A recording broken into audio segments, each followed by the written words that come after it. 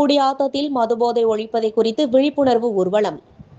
வேலூர் மாவட்டம் குடியாத்தம், செம்பேடு, கஸ்பாநத்தம் சுற்று வட்டார பகுதியைச் சேர்ந்த இளைஞர்கள் இன்று மதுபோதையை ஒழிப்போம் என்று விழிப்புணர்வு ஊர்வலத்தை நடத்தினார்கள்.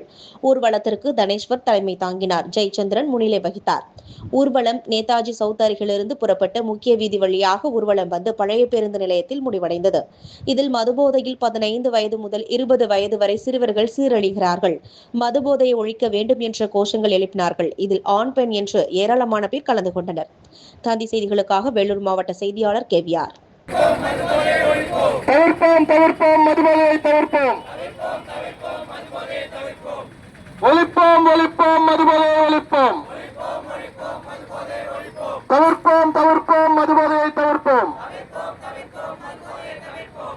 ஒரு சில விஷயம் மட்டும் நான் சொல்றேன். இங்க மனச்சிதைவு ஆராய்ச்சி மையம்னு ஒரு மையம் இருக்கு. அங்கிருந்து வந்த ஒரு